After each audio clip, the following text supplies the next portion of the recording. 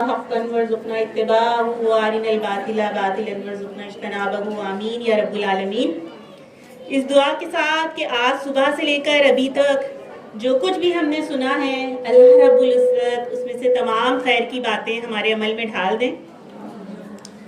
بچپن سے ابھی تک کتنی ہی چیزیں ایسی ہیں جو ہمارے مشاہدے میں آئی ہوں گی، ہمارے علم میں آئی ہوں گی، کچھ یاد ہیں، کچھ ذہن میں کہیں پیچھے رہ گئی ہیں، تو کچھ چھوٹی چھوٹی چیزیں دوبارہ سے یاد کرتے ہیں۔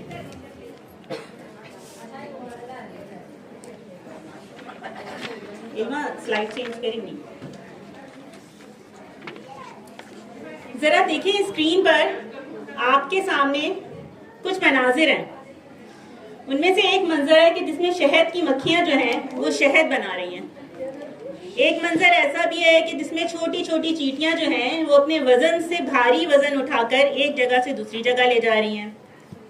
پھر ایک جگہ آپ کو نظر آ رہا ہے کہ کچھ پرندے ہیں جو ایک جھنڈ میں ایک خاص ڈائریکشن میں اڑتے نظر آ رہے ہیں۔ پھر آگے چلیں تو لگتا ہے کہ انسانی بستیوں میں کئی اسپتال ایسے ہیں جو دن رات جو ہے مریضوں کا علاج کر رہے ہیں۔ پھر اسی طرح تعلیمی ادارے جو ہیں وہ علم کی ترسیل میں اپنا کردار ادا کر رہے ہیں۔ اسی طرح کئی ناگہانی آفت آ جاتی ہے یا کوئی ایکسیڈنٹ ہو جاتا ہے تو رضاکاروں کی ایک ٹیم جو ہے وہ خدمت کے لیے پہنچ جاتی ہے۔ ان تمام ہی مناظر میں ایک عنصر ایسا ہے جو یکساں ہے، اور اگر وہ عنصر ان مناظر سے نکال دیا جائے نا تو یہ منظر یکایک تبدیل ہو جائے۔ وہ عنصر کیا ہے؟ یونٹی، ٹیم ورک، اجتماعیت۔ اور اس اجتماعیت کی ایک اور بھی خاص وجہ ہے جو ان تمام مناظر میں موجود ہے۔ وہ کیا ہے؟ کوئی کو اکٹھے کیے ہوئے ہیں، کوئی ایک نگراں ہے تو سب کو، ہاں، مقصد بھی ہے، ایک نگراں بھی ہے، اور ان تمام چیزوں میں نا جو کام ہو رہا ہے وہ نفع بخش ہے۔ یہ ان تمام مناظر کی ایک خاص بات ہے۔ تو شہد کی مکھی ہوتی ہے نا، اس کی زندگی کا جو دورانیہ ہوتا ہے وہ زیادہ سے زیادہ 40 دن ہوتا ہے، اور وہ ان 40 دنوں میں پتہ نہیں کتنے ہی پھولوں کا رس چوستی ہے، اور کئی مکھیاں مل کر اپنی پوری زندگی میں شاید 1 ٹیبل اسپون شہد بنا پاتی ہیں، اور اس کا فائدہ کسے ہوتا ہے؟ انسانیت کو نا۔ اسی طرح چوٹیاں اپنا کردار ادا کرتی ہیں۔ یہ پرندے اپنی نسل کی بقا کے لیے جنگ لڑ رہے ہیں۔ اسی طریقے سے انسان دوسروں کو نفع پہنچا رہے ہیں۔ تو یہ تمام ہی لوگ جو ہیں کسی نہ کسی مقصد کے لیے کام کر رہے ہیں۔ اس دنیا میں اگر آپ دیکھیں نا تو کام 2 طرح کے ہی ہوتے ہیں، یا تو لوگ بامقصد کام کرتے ہیں یا بے مقصد کام کرتے ہیں۔ جب بھی بامقصد کام کیا جاتا ہے نا اس کے پیچھے اجتماعیت ہوتی ہے، اور بے مقصد کاموں کے پیچھے صرف ہجوم ہوتا ہے۔ اور خوش قسمتی سے ہم جس دین سے تعلق رکھتے ہیں نا وہ ہماری زندگی کو ایک مقصد دیتا ہے، اور مسلمان کی پوری زندگی جو ہے نا وہ ایک مقصد کے گرد گھومتی ہے۔ سلائڈ چینج کریں۔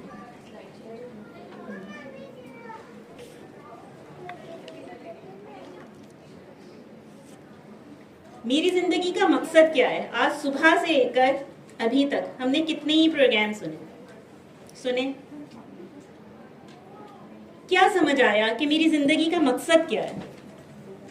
میں کیوں اس دنیا میں بھیجا گیا ہوں؟ اللہ کی عبادت کرنے کے لیے، اور اللہ کی اطاعت کرنے کے لیے۔ بالکل، یعنی کہ اگر ہم ان شارٹ کر لیں تو ہم سب کہیں نہ کہیں اللہ کی رضا حاصل کرنا چاہتے ہیں، اور اللہ کی رضا حاصل کر کے ہم جنت میں واپس جانا چاہتے ہیں۔ ٹھیک، اللہ رب العزت نے ہمیں عبادت کے لیے پیدا کیا، اور یہ عبادت ہمیں اللہ کا کیا بنا دیتی ہے؟ اب بنا دیتی ہے، غلام بنا دیتی ہے۔ ٹھیک ہے، تو ہر غلام کا ایک اسٹیٹس ہوتا ہے۔ اللہ رب العزت نے بھی اس دنیا میں مجھے ایک اسٹیٹس کے ساتھ پیدا کیا، ایک اسٹیٹس کے ساتھ بھیجا۔ وہ اسٹیٹس کیا ہے؟ بالکل، سورہ بقرہ میں اللہ رب العزت نے مجھے خلیفہ کا اسٹیٹس دیا ہے نا۔ تو یہ جو خلیفہ ہے تو اس کو جب یہ اسٹیٹس ملا ہے تو اس کے ساتھ کچھ ذمہ داریاں بھی ملی ہوں گی۔ وہ ذمہ داریاں کیا ہیں؟ ان شارٹ اگر ہم کہیں تو ایک خلیفہ کی ذمہ داری یہ ہے کہ اس دنیا کے اندر مخلوق کے لیے ایسا ماحول کریٹ کیا جائے اللہ کی مخلوق کے لیے جو نفع بخش ہو، جو پرامن ہو. اور ایسا ممکن کب ہے؟ ایسا تب ممکن ہے کہ اللہ کی زمین پر اللہ کا ہی نظام ہو.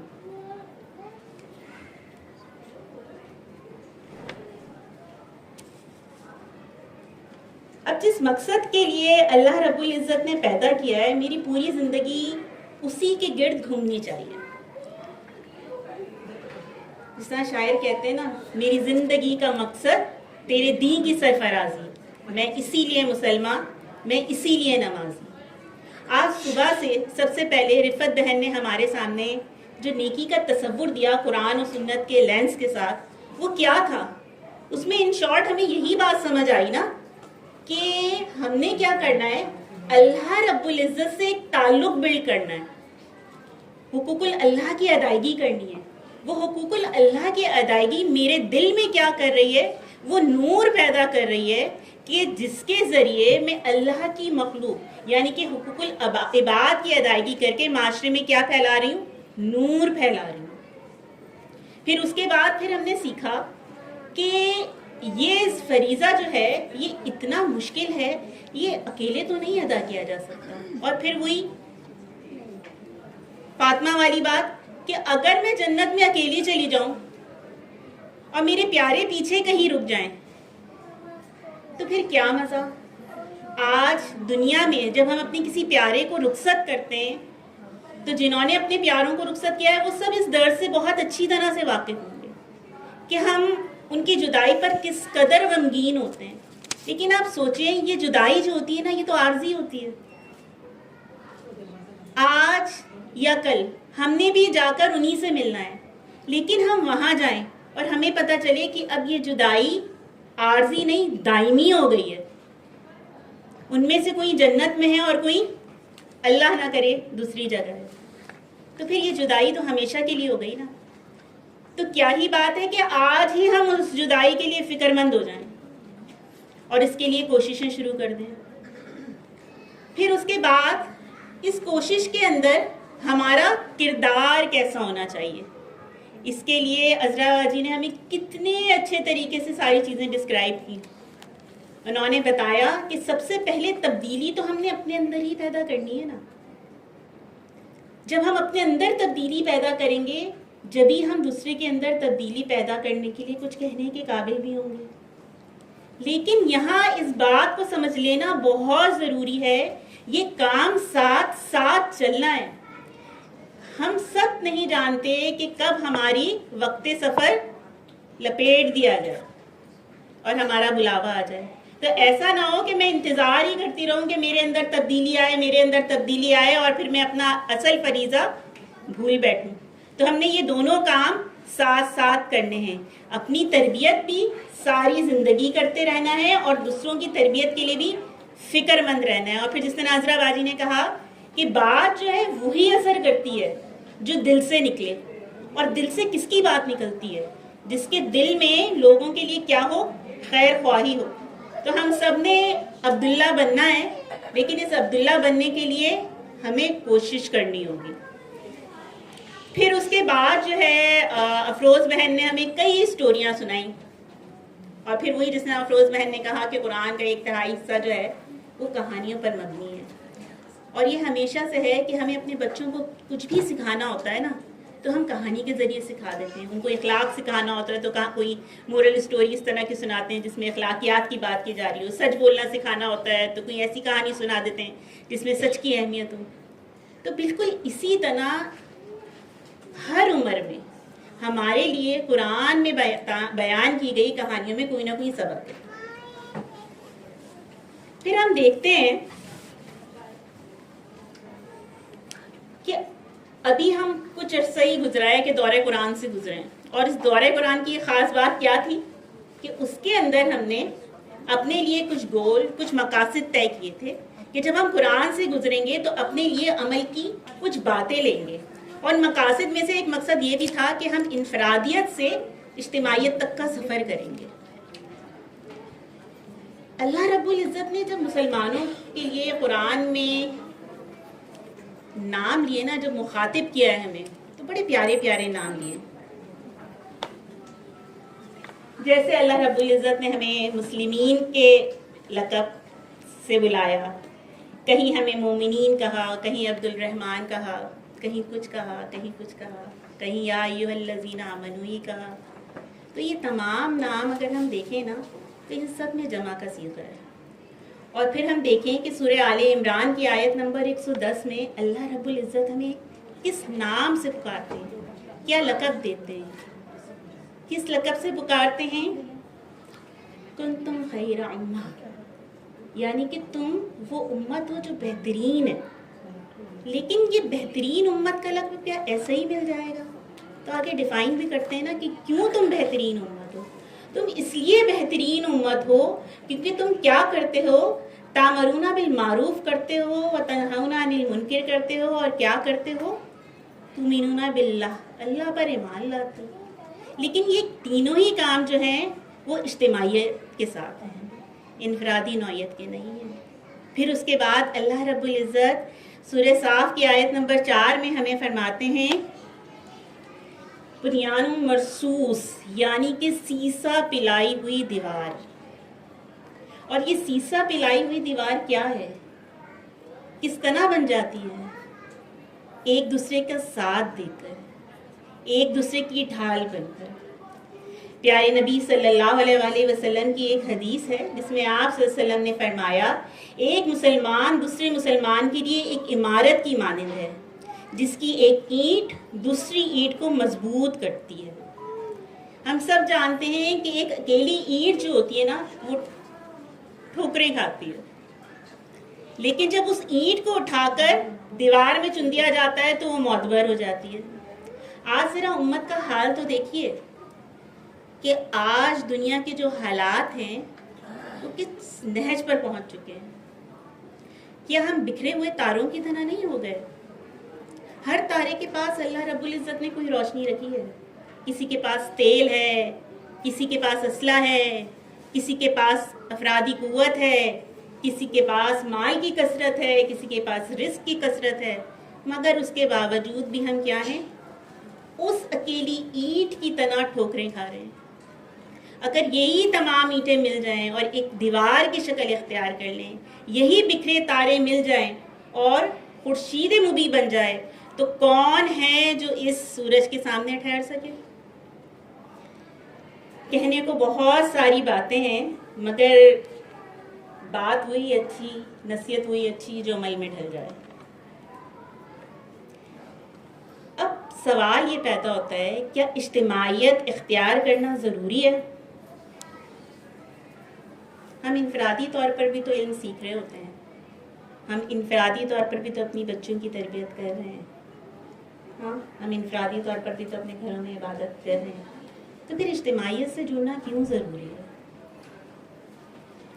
اجتماعیت سے جڑنا اس لیے ضروری ہے کہ اجتماعیت سے جڑنا میرے اللہ اور اس کے رسول صلی اللہ علیہ وآلہ وسلم نے ہمارے لیے پسند فرمایا ہے.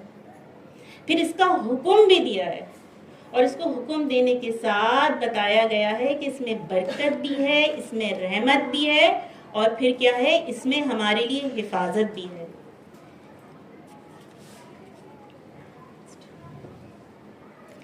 جیسے سورہ مائدہ کی آیت نمبر 56 میں اللہ رب العزت اس گروہ کا ذکر کرتے ہیں، اس اجتماعیت کا ذکر کرتے ہیں جس کے لیے کامیابی کی نوید ہے. اور وہ جماعت کون سی ہے؟ وہ جماعت وہی ہے کہ جس کا ذکر ابھی ہم نے پہلے کیا، یعنی کہ وہ جماعت جو اللہ کی رضا کے لیے اکٹھی ہو اور انہی پیمانوں پہ کام کرے کہ جن پیمانوں کو اللہ اور اس کے رسول نے اس اجتماعیت کے لیے پسند فرمایا. پھر اللہ نے اس کا حکم دیا. پیارے نبی صلی اللہ علیہ وسلم کی ایک حدیث میں ملتی ہے جس میں آپ صلی اللہ علیہ وسلم نے فرمایا تمہیں 5 چیزوں کا حکم دیتا ہوں جنہیں اختیار کرنے کا اللہ نے مجھے حکم دیا ہے. نمبر 1 اجتماعیت کا، نمبر 2 حکمران کی بات سننے کا، نمبر 3 سن کر وہ بات ماننے کا، پھر ہجرت کا، پھر اور جہاد فی سبیل اللہ کا. کیونکہ جو شخص بھی ایک بالش کے برابر جماعت سے خروج کرتا ہے وہ اپنی گردن سے اسلام کا کلادہ اتار پھینکتا ہے، الا یہ کہ وہ واپس جماعت کی طرف لوٹ آئے. اور جو شخص زمانے جاہلیت کے نعرے لگاتا ہے وہ جہنم کا ایندھن ہے. صحابہ رضی اللہ عنہ نے آپ صلی اللہ علیہ وسلم سے پوچھا، یا رسول اللہ اگر وہ نماز روزہ کرتا ہو؟ نبی صلی اللہ علیہ وسلم نے فرمایا، اگرچہ وہ نماز روزہ کرتا ہو اور اپنے آپ کو مسلمان سمجھتا ہو. ذرا سوچئے، کہیں آج بھی میں صرف نماز روزہ کر کر اپنے آپ کو مسلمان تو نہیں سمجھ بیٹھی؟ پھر پیارے نبی صلی اللہ علیہ وسلم نے فرمایا، برکت جماعت اور جماعت کے ساتھ ہے. پھر آپ صلی اللہ علیہ وسلم نے فرمایا، اجتماعیت رحمت ہے اور افتراق عذاب ہے. افتراق یعنی کہ اجتماعیت سے کٹ جانا. تو جس چیز کو میرے پیارے نبی صلی اللہ علیہ وسلم نے عذاب قرار دیا ہے، تو آج دیکھیں کہ دنیا میں ہر شخص کہیں نہ کہیں کسی نہ کسی مسئلے کا شکار ہے. اور اگر یہی تمام مسائل اجتماعی بنیادوں پر حل کر دیے جائیں تو کتنے ہی مسئلے حل ہو جاتے ہیں. پھر پیارے نبی صلی اللہ علیہ وسلم نے فرمایا، جس طرح بکریوں کے لیے بھیڑیا ہوتا ہے اسی طرح انسان کے لیے شیطان ہوتا ہے، جو اکیلا رہ جانے والی سب سے الگ تھلگ رہنے والی بکری کو پکڑ لیتا ہے.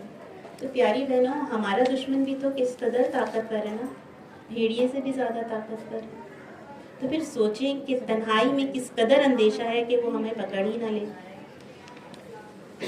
اب یہ اجتماعیت اگر اتنی ہی ضروری ہے، اتنی ہی لازم ہے اور جس کا حکم بھی ہے، تو کیوں کر ہو کہ ہم اس اجتماعیت سے جو ہے وہ کٹ جائیں.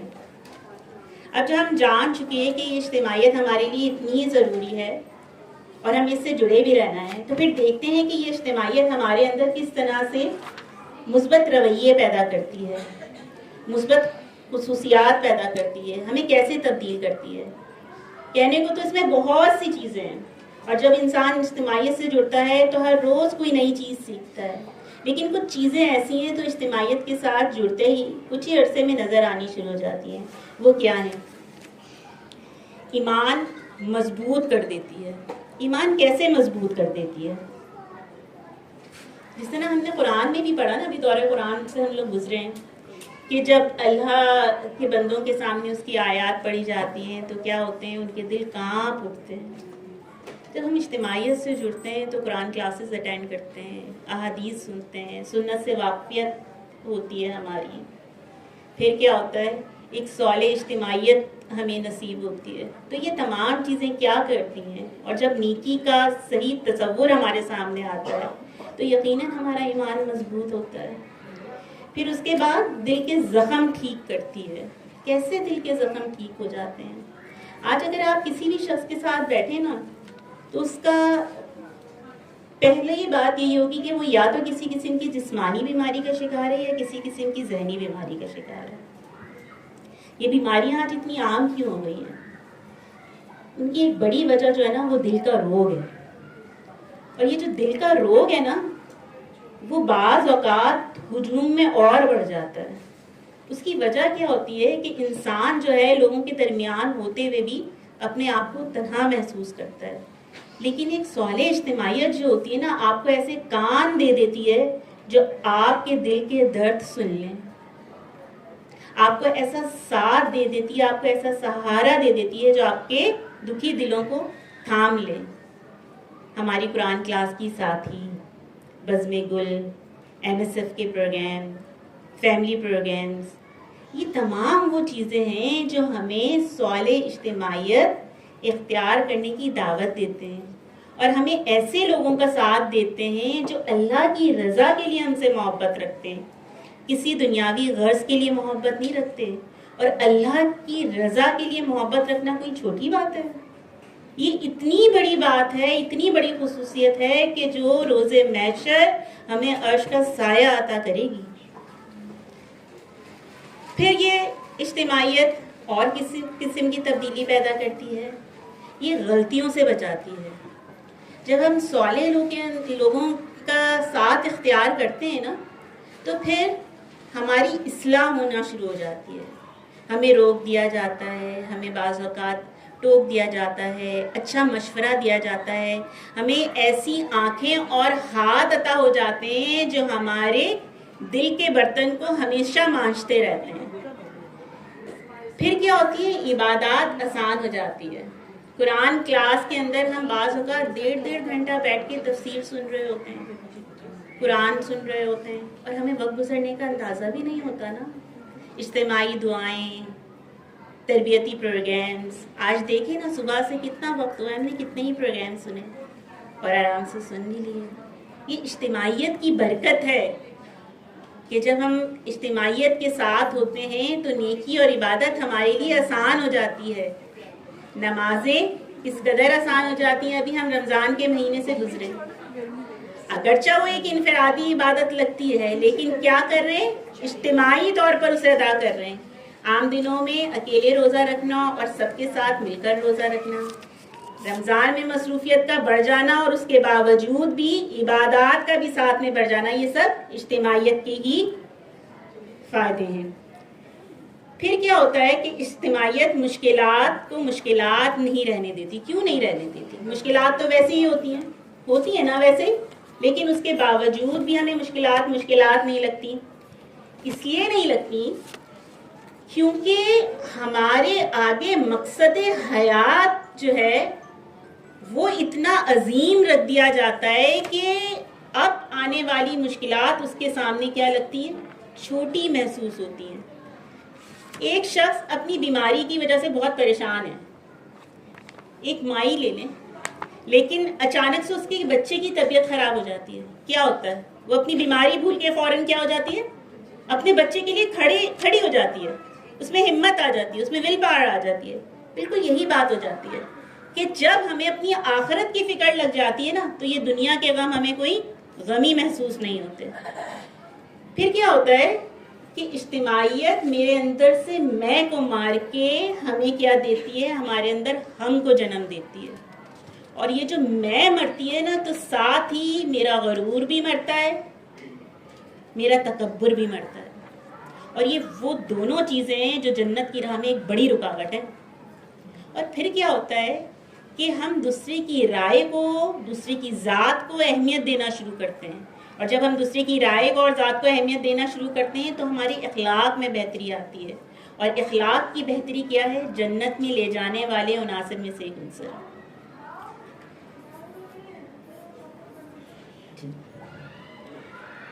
اب جب اتنی ساری چیزیں ہو گئیں تو ہمیں جان لینا چاہیے کہ آج صبح سے ہم نے کتنے ہی مسائل ڈسکس کیے. ابھی بھی تو ہمارے کچھ دیر پہلے ہمارے سامنے کتنے سارے مسئلے رکھے گئے نا, کہ ان کا یہ مسئلہ ہے, ان کا یہ مسئلہ ہے, ان کا یہ مسئلہ ہے. کچھ مائیں بچوں کی تربیت کے لیے پریشان ہے, کوئی کسی کے لیے پریشان ہے. تو پیاری بہنوں, جب ہم اللہ کی رسی کو تھام لیتے ہیں نا, تو پھر کیا ہوتا ہے, کوئی مسئلہ نہیں رہتا. یہی وہ رسی ہے جو ہمیں کیا کرتی ہے, نہ صرف ہمیں بلکہ ہمارے پیاروں کو بھی آتش دوزخ سے بچانے والی ہے. اور آتش دوزخ سے جو بچا لیا گیا تو سمجھیں وہی تو کامیاب ہو گیا, اور جو کامیاب ہو گیا تو سمجھیں کہ اس کے تمام مسائل ہی حل ہو گئے. تو پھر جب یہ چیز اتنی ہی اہم ہے, اتنی ہی ضروری ہے, ہمارے لیے اتنی نافع ہے, ہمارے تمام مسائل کا حل اس کے اندر ہے, تو پھر کیا وجہ ہے کہ ہم سستی کا شکار ہیں. تو پھر آج فیصلہ کریں نا کہ ہم نے صبح سے ابھی تک جتنی بھی باتیں سنی ان سب کو اپنے عمل میں ڈھالیں گے. سب سے پہلے ہم کیا کریں گے, خود اجتماعیت کی رسی کو مضبوطی سے تھامیں گے, اور پھر اس کے بعد کیا کرنا ہے کہ ہم نے اپنے پیاروں کو بھی اس سے جوڑنا ہے. پھر اس کے بعد ہم نے کیا کرنا ہے کہ صحت, معاش, مالی مشکلات, یہ وہ تمام آزمائشیں ہیں جو مرتے دم تک ہمارے ساتھ لگی رہنی ہے. اگر ہم یہ سوچتے ہیں کہ ہم ان مسائل سے ذرا فارغ ہو جائیں اور پھر ہم اجتماعیت کا کام کریں گے, تو آپ یقین کریں موت کا فرشتہ جو ہے وہ ہمارے پیچھے پیچھے ہے, کچھ نہیں پتا کب آد پہنچے. تو آج فیصلہ کریں کہ میں اپنی زندگی کا بہترین وقت, بہترین مال, بہترین صلاحیت, ایون بہترین اولاد, سب اللہ کی راہ میں لگاؤں گی. اور آپ سوچیں نا کہ اللہ کو جب گفٹ دینا ہے تو کیسا گفٹ دینا ہے. بچا کچا ٹائم کہ ساری ذمہ داریاں تو نہیں، پھر دے دوں گی اللہ کو ٹائم. یہ سارے بچے تو میرے ماشاءاللہ جو ہے نا وہ اس کی طرف ہیں، اب یہ کچھ نہیں کر رہا تو چلو تم ہی چلے جایا کرو اس طرح کے پروگرامس میں. باقی تو میں نے اپنی سیونگ کر لی. اب یہ جو میں نے نکالنا ہے بس ٹھیک ہے، یہی جماعت کے حصے میں نے ڈالنا ہے، یہی مال ڈالنا ہے. تو سوچیں، اپنے رویے تو دیکھیں. دنیا میں ہمیں جو شخص جتنا عزیز ہوتا ہے اس کے لیے اتنی ہی اہم چیز ہوتی ہے. اور ہمیں احادیث میں ملتا ہے نا کہ تم جب تک مومن نہیں ہو سکتے جب تک کیا نہ ہو اللہ اور اس کا رسول تمہیں ہر چیز سے زیادہ محبوب نہ ہو جائے. کیا ہمیں بھی اللہ اور اللہ کے رسول صلی اللہ علیہ وسلم اتنے ہی محبوب ہیں؟ پھر آج ایک بات کا اور بھی ارادہ کیجئے کہ ہم اپنے گھر والوں کے ساتھ اچھی اخلاق کے ذریعے، قرآن و سنت کی تعلیم کے ذریعے ضرور اجتماعیت کے رشتے کو مضبوط کریں گے جس طریقے سے فاطمہ نے ہمیں بتایا. اور اس کے لیے کیا کریں؟ کم سے کم 5 منٹ 10 منٹ تو ہم روز نکال ہی سکتے ہیں. کسی ایک نیکی کا ہی ذکر کر دیں، کسی ایک سنت کا ہی ذکر کر دیں، سیرت سے کسی ایک واقعے کا ذکر کر دیں. کچھ اور نہیں تو کم سے کم ڈائننگ ٹیبل پر ایک وقت ایسا مقرر کر لیں کہ جس کے اندر آپ کوئی اچھی بات لوگوں کو بتائیں گے، اپنے گھر والوں کو بتائیں گے. پھر تہیہ کریں کہ ماہ میں ضرور کم سے کم، یہ لیسٹ ہے، باقی تو آپ کی جتنی مرضی، کم سے کم کوئی ایک کام، کوئی نیکی کا، کسی خیر کا ایک کام ضرور ایسا کریں گے جو لوگوں کے ساتھ مل کر کریں گے. ایک تو ہماری انفرادی نیکیاں ہوتی ہیں نا، لیکن اجتماعیت کیا کرتی ہے؟ ہماری نیکیوں کو ملٹی پلائر دے دیتی ہے. ہم انویسٹمنٹ کرتے ہیں تو کیا سوچتے ہیں کہ اس سے ہمیں ریٹرن کتنا آئے گا.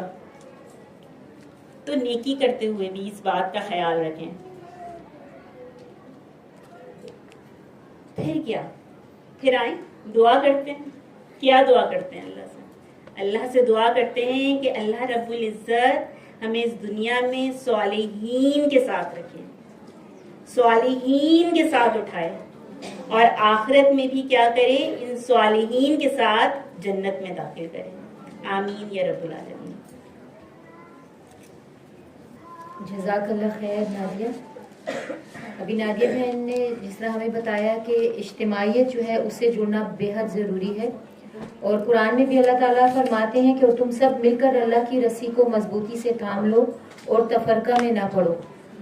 تو اس سے ہمیں یہ پتہ چلا ہے کہ ہم نے اللہ کے دین کے ساتھ جڑ کر رہنا ہے، اللہ کی رسی یعنی قرآن کو مضبوطی سے پکڑنا ہے، اور آپس میں فرقے نہیں بنانے ہیں.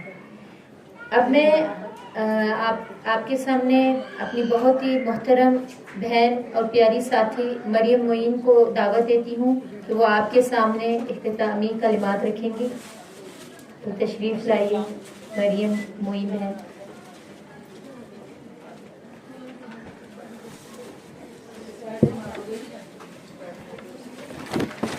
السلام علیکم ورحمۃ اللہ وبرکاتہ. صبح سے آپ لوگ تھک گئے ہوں گے یقیناً، کافی لمبی دیر بیٹھے ہوئے ہیں، اور میں زیادہ وقت نہیں لوں گی. بس سب سے پہلے تو آپ سب کا بہت بہت جزاک اللہ خیرا کثیرہ کہ آپ لوگ اپنا جمعے کا چھٹی کا دن یہاں پہ آئے ہیں، پورا وقت ہمارے ساتھ گزارا. اللہ تعالیٰ آپ کا یہاں آنا، یہاں بیٹھنا، اپنا وقت اور توانائی لگانا قبول فرما لیں، اور آپ لوگوں کی زندگیوں میں ہر طرح کی خیر اتار دیں. آمین ثم آمین. اور ہماری 2 بہنیں مکہ سے آئی ہیں، اللہ تعالیٰ ان کے لیے بھی اتنا لمبا سفر کر کے یہاں پہ آنا بہت جذبے کی بات ہے. اور ساتھ ہی میں اس پوری ٹیم کا جزاک اللہ خیر کہنا چاہوں گی جو ہر لمحے میں اس طرح اس کے ایک چاہے یہ پوسٹرز جو یہاں لگے ہوں، یہ ڈیکوریشن ہو یا کھانے کا انتظام ہو یا پانی ہو یا نظم و ضبط ہو، ہر لمحے پہ ہماری بہنیں ہمارے ساتھ موجود ہیں. اللہ تعالیٰ ان کی ان سب کاوشوں کو قبول فرمائے اور ان سے راضی ہو جائیں. آمین ثم آمین. اور آپ سب سے میری ایک درخواست ہے. قرآن مجید میں اللہ تعالیٰ فرماتے ہیں ظہر الفساد فی البر والبحر، زمین خشکی اور تری ہے، فساد بربادی برپا ہو چکی ہے انسانوں کے اپنے ہاتھوں. ایک لمحے کے لیے سوچئے گا، اس وقت ہم سب تاریخ کے جس دھارے پہ ہیں، شاید ہمارے والدین نے یہ دور نہیں دیکھا ہے، اور اللہ سے دعا ہے کہ اللہ ہمارے بچوں کو بہت اچھا خیر اور بھلائی کا وقت دکھائے، ہماری آنے والی نسلوں کو. لیکن اس وقت کوئی ایک خبر آتی ہے دل بے چین ہو جاتا ہے. جس خطے میں ہم موجود ہیں یا جو ہمارا ملک بر صغیر، یعنی ہم یا تو پاکستان سے یا انڈیا سے ہم سب کا تعلق ہے، جہاں جس ریجن سے ہم ہیں ہر طرف افراتفری، بے چینی اور پریشانی ہے. اور اس پریشانی میں اور اس گھبراہٹوں کے دنوں میں اور اس خوف کے بادلوں میں کہیں سے حدیث آتی ہے کہ ذخیرہ اندوزی کر لیجئے، کہیں سے یہ بات آتی ہے کہ پہاڑوں پہ نکل جائیے. آئیے صحابہ کی زندگی کو دیکھتے ہیں. انہوں نے کیا ذخیرہ اندوزی کی، یا پہلی منگول انویژن یا جو بھی تاریخ میں برپا ہوا اس کے بعد کہیں نکل گئے یا چینج میکر بن گئے. آپ میں سے ہر ایک سے میری درخواست ہے کہ جب آپ یہاں سے اٹھ کے جائیں تو یہ نیک بننے اور نیک بنانے اور اجتماعیت کی خوشبو کو اپنے ہمراہ لے کے جائیے. بی دا چینج میکر جہاں بھی آپ ہیں. نبی کریم صلی اللہ علیہ وآلہ وسلم نے کہا تھا قیامت کی گھڑی آ جائے، پودا تمہارے ہاتھ میں ہو تو کیا کرنا؟ لگا دینا. قیامت آ جائے گی تو اس پودے کا کرے کوئی کیا؟ تم اپنے حصے کا کام کر دینا. آج اپنے دل میں ابھی بالکل پکا پختہ ارادہ کر لیجئے، کوئی ایک کام، کوئی ایک چینج جو آپ لائیں گی اپنی زندگی میں، اپنی سراؤنڈنگز میں، جو کچھ آپ کے لیے پاسبل ہے اپنے آپ سے وعدہ کیجئے اور اللہ اس وعدے کو آپ سے قبول بھی فرمائیں گے اور آپ کے لیے ممکن بھی بنائیں گے انشاءاللہ تعالیٰ. بس انشاءاللہ ہم سب کی ملاقات ہوتی رہے گی. آپ سب کے پیارے پیارے چہرے اللہ تعالیٰ ہمیں دنیا میں بھی ہمیشہ خیر کے ساتھ ملواتے رہیں اور آخرت میں بھی ہمیں اپنے عرش کے سائے تلے جمع فرمائے. آمین ثم آمین. جزاک اللہ خیرا کثیرا آپ سب کا. السلام علیکم. دعا کرائیں گی خالہ جان کروائیں گی.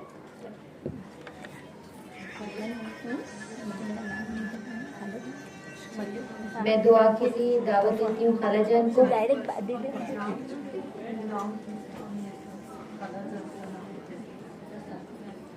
خالہ جان خود اپنا تعارف کریں گی. خالہ جان آئیے.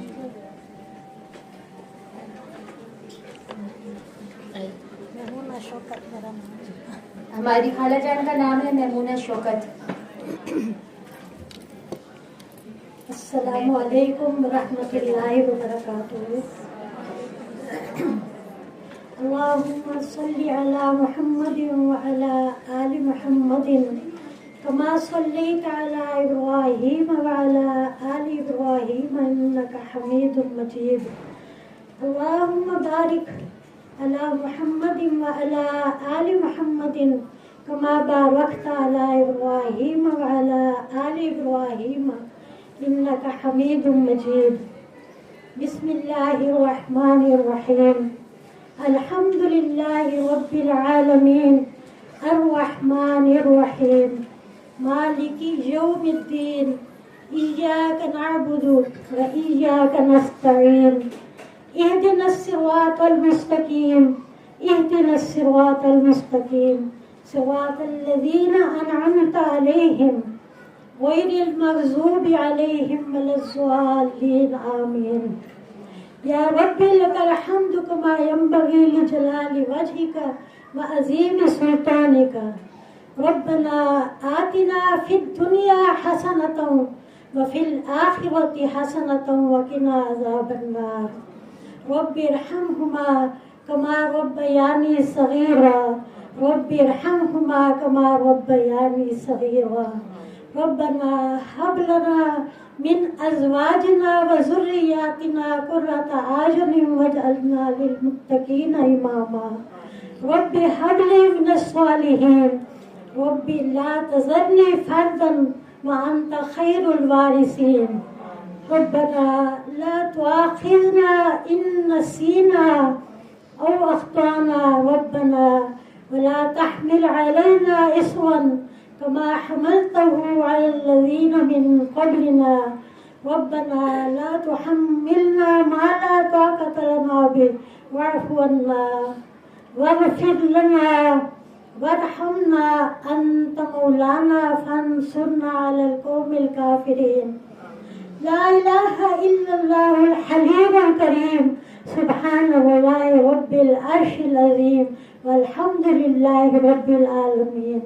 नस्अलुका मूजिबाति रहमतिका व अज़ाइम मग़फ़िरतिका वल गनीमत मिन कुल्ली इस्मिन ला तदा लना ज़ंबन इल्ला गफ़रतहु वला हम्मन इल्ला फरजतहु वला हाजतन हिय लक रिज़न इल्ला क़ज़ैतहु वयस्सिर उमूरना वनव्विर क़ुलूबना वश्रह सुदूरना वख्तिम बिस्सालिहाति आमालिना अल्लाहुम्मा अय्यिदिल इस्लाम वल मुस्लिमीन अल्लाहुम्मा अय्यिदिल इस्लाम वल मुस्लिमीन अल्लाहुम्मा इन्ना नजअलुका फी नुहूरिहिम व नऊज़ु बिका मिन शुरूरिहिम अल्लाहुम्मा हासिबना हिसाबन यसीरा व अदखिलना जन्नत बिगैरि हिसाब अल्लाहुम्मा कफ़िना बिहलालिका अन हरामिका व अग़निना बिफ़ज़लिका अम्मन सिवाक रब्बि ग़फ़िर वरहम व अंत खैरुर राहिमीन या हय्यु या क़य्यूम बिरहमतिका नस्तगीथ अल्लाहुम्मा अजिरना मिनन नार अल्लाहुम्मा इन्ना नसअलुकल जन्नत व नऊज़ु बिका मिनन नार। ए अल्लाह, ए पाक परवरदिगार, ए रहमतुल लिल आलमीन, तूने हमें इज्तिमाइयत से जोड़ा। पानी है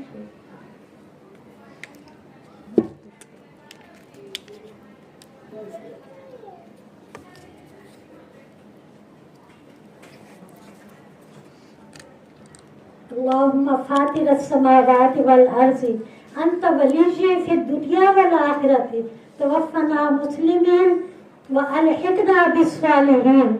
ये आयत हमें किस तरह से इज्तिमाइयत से जोड़ती है कि अल्लाह हमारी दुनिया भी बेहतरीन कर दे, हमें दुनिया में भी इज्तिमाइयत से जोड़ दे और जन्नतों में भी नेक लोगों का, साले लोगों का साथ अता फरमा दे।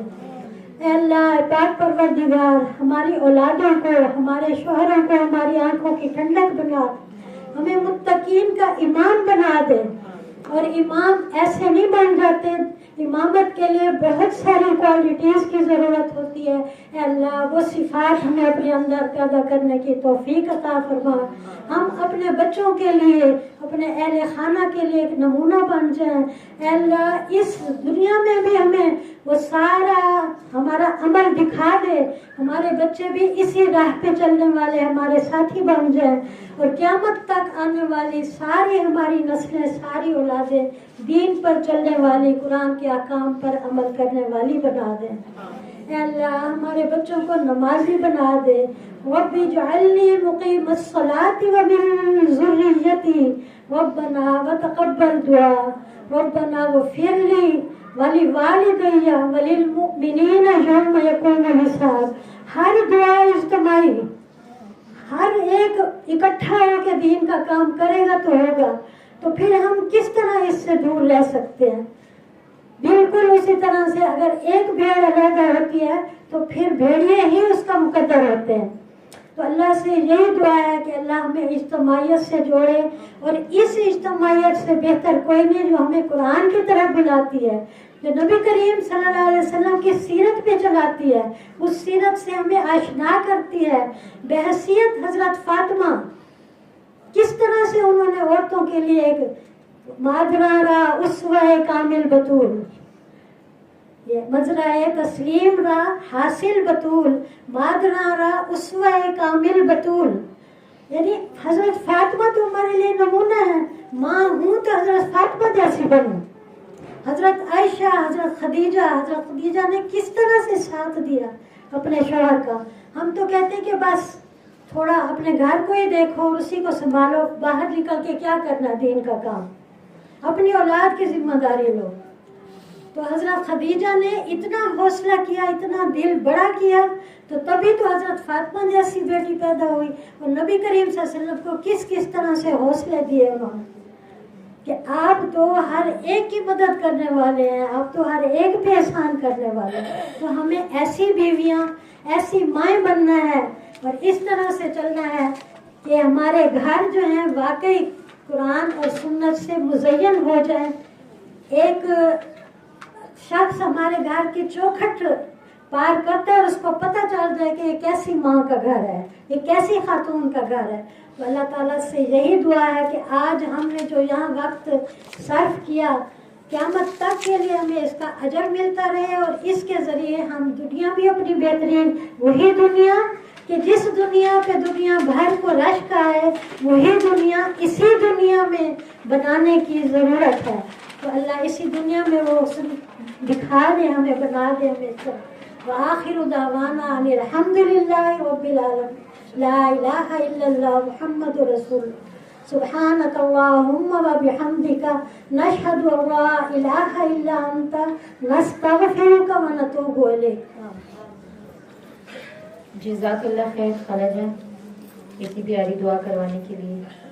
अल्लाह ताला आप सबको भी बहुत आसानियाँ दे। आप लोगों ने इतने सब्र से, इतनी खामोशी से माशाल्लाह प्रोग्राम सुना, और अल्लाह ताला जो है हमें यहाँ से जब हम जाएं तो कोई ना कोई लेकर जाएं जो कि हमारी जिंदगियों को बदले।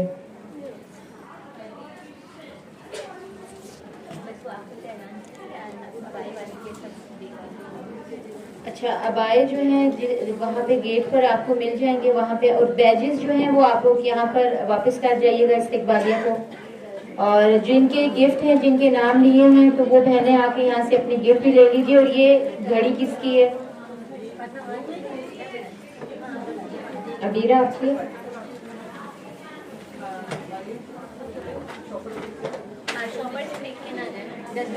अच्छा, शॉपर्स जो है वो फेंक के मत जाइएगा। जब आप लोग अपने अबाए निकालेंगे तो डस्टबिन में फेंकिएगा।